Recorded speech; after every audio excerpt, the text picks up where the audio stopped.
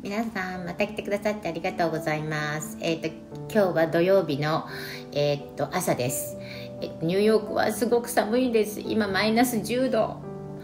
でも私は今日怒っております。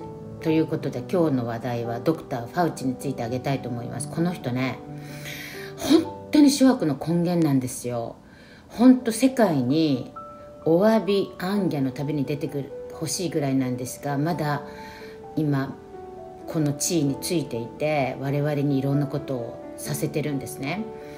でも本当にこういう悪代官みたいな人は本当とっとと牢屋にね入れてほしいんですね。この情報を本当アメリカ国民みんなが理解して、この人の悪事を暴いてほしいんですよ。そしてこの人のせいで犠牲になったたくさんの人がいるわけなので、こういう悪いことは悪い、いいことはいいっていう世界にしていくべきだと思うんですね。だからいつまでもこういう人がそのお金だかなんだか知らないんですけど、この地位についてたくさんの人を苦しめてるっていうこの状況を変えていってほしいと思います。その気持ちも込めて今週 FOX ニュースこれ上げてみましたということで、怒りのままどうぞ。 Senator Paul, good to see you today. Thank you for being here. So you heard Dr. Fauci. He said that your accusations against him have put his life in danger, and you accused person. Because what I was asking him about is this. He says that he is science, and that if you question him or oppose him, you're opposing science. But this kind of arrogance also led him and Dr. Collins to say they would take a takedown of 3 epidemiologists who started the Great Barrington Declaration. They're from Stanford, Oxford, and Harvard. They called them fringe. They orchestrated a takedown campaign in the lay media, not in the scientific journals on the merits, but in the lay media. And so he didn't want to answer my question, so he accuses me of fomenting violence.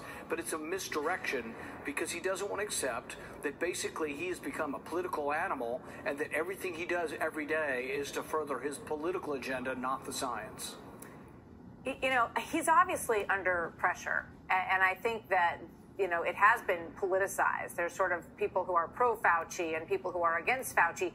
But at one point you did say to him, you are the person who is more responsible for the deaths in this country than anyone else. Do you think that's fair? Well, look at it this way. I believe that this virus originated from a lab that was engineered by the Chinese. We don't have 100% proof of that, but we have, I think the evidence leans 90-10 that this came from the lab. He funded the lab. He tried to obscure the idea that he was giving money to the lab. And then he steadfastly for 2 years said it wasn't gain of function, that they weren't taking viruses that don't exist in nature, creating them, and creating viruses that are so dangerous that they could actually wipe out a portion of humanity. He continues to deny that. If this came from the lab, yes, he's culpable. So when you ask him to investigate it, he's not exactly disinterested. He has a conflict of interest because if it came from the lab, yes, he deserves some moral culpability. The virus ultimately came from Mother Nature, so Mother Nature deserves most of the blame. But if it also came out of a lab, then I think man has something to blame, and I think Fauci would be involved in this. He still deserves blame because he says he still trusts the Chinese, and he's not for any more regulations on gain of function. He just thinks it's jolly well and good to create these viruses. You know, if we're in charge in 2022, I promise you we get to the bottom of this, but we get to the bottom of this so we don't have this happen again. I think there should not only be prohibitions domestically, I would be for convening an international treaty of civilized nations to say we shouldn't be doing this kind of research because of the threats it has to mankind. I mean, there is no doubt that Dr. Collins and Dr. Fauci waved everyone off of this whole idea of even looking at the lab. And that does raise questions. I've raised those questions with both of them over the course of the last year. And I think it's very fair to ask why. Why did they wave everyone off of questions about the lab? And obviously he gets very prickly whenever this topic is brought up. They're losing the faith of the American people. Do you trust the CDC to give you accurate information about COVID? That number, trust, has gone down by 3 points. Do not trust has gone up by 5 points in the recent polling. And, you know, I'm struck when I listen to this hearing, Senator Paul and Dr. Paul.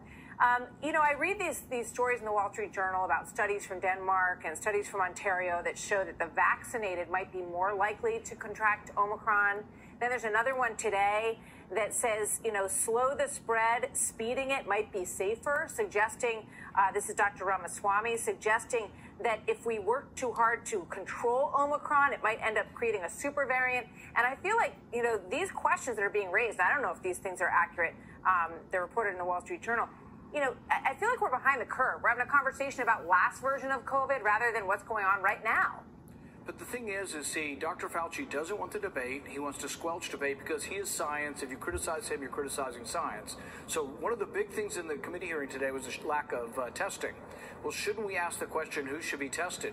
Now, that question was finally asked, but that's coming from Fauci. Almost everything we've done has come from Fauci and Walensky and the powers that be. They want to test everybody. If one kid in kindergarten gets it, it's a non-deadly disease. They test everybody in the class and they send them home. Then they test all their relatives. We should test people who are sick and people who are vulnerable. Fauci denies that 100 million people in our country have immunity, so he thinks that we're under-vaccinated. The truth of the matter is, over age 65, 95% of people in a country voluntarily took the vaccine. It's an overwhelming success. And there should be a debate. Should we let kids ultimately, what happens in nature when we protect the elderly? What's happening anyway, despite the vaccine, this is very transmissible, and the vaccine's not stopping transmission. So should we subject all our kids to it? I think that's an honest question we should ask.